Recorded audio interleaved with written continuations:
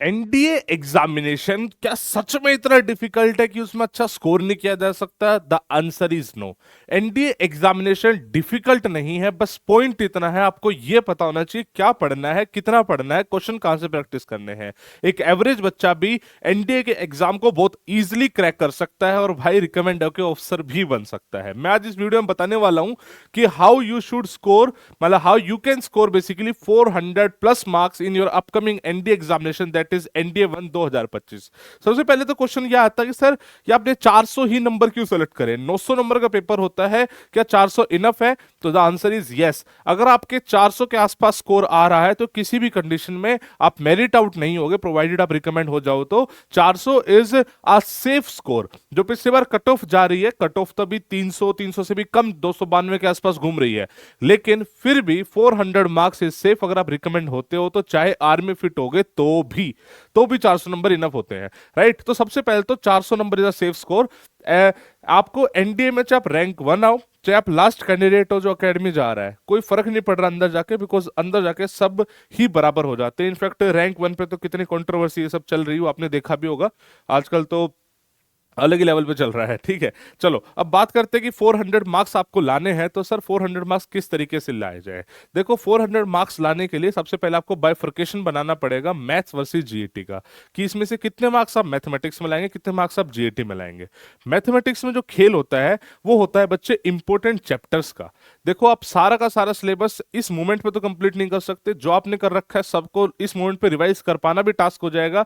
आपको important chapter select करने हैं, उनकी थ्योरी अच्छे से करनी है, पीवाई की एमसीक्यू प्रैक्टिस करने हैं, देन मॉक्स करना है। यही सेम चीज हम अपने क्रैश कोर्स में बच्चे वैसे करा रहे हैं।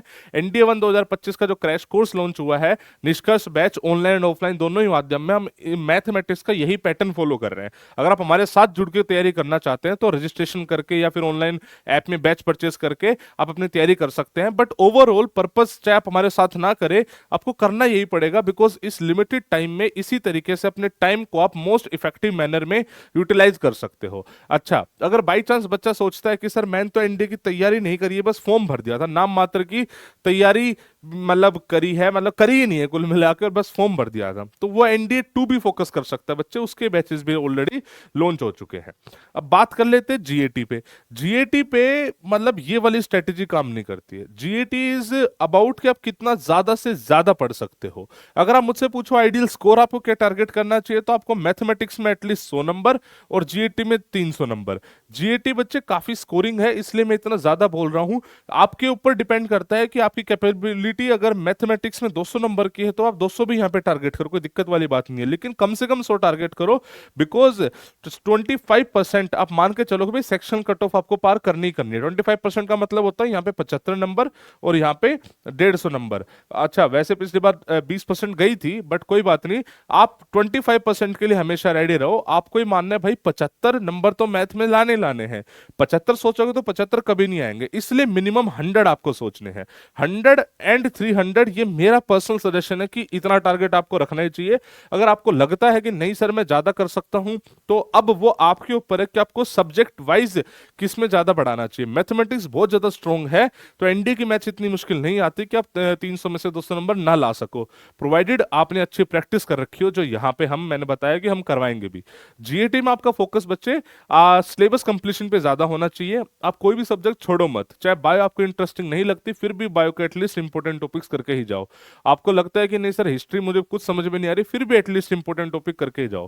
भाई जितना ज्यादा पढ़ोगे उतने ज्यादा जीएटी में स्कोर करोगे। क्वेश्चन प्रैक्टिस, मॉक टेस्ट, इस पे कम ध्यान दे सकते हो जीएटी में, उस चीज पे ध्यान आपको मैथमेटिक्स में ज्यादा देना है। आप बताना आपका पर्सनल टारगेट क्या है, मतलब आप कितने मार्क्स टोटल स्कोर करना चाहते हो, और उसमें मैथमेटिक्स में कितने और जीएटी में कितने। कमेंट सेक्शन में वेट करूंगा। किसी टाइप की कोई डाउट हो, कोई क्वेरी हो, आप मुझसे बातचीत कर सकते हो, कमेंट से पूछ सकते हो, नंबर पे बात कर सकते हो। सी यू देन। जय हिंद, जय भारत।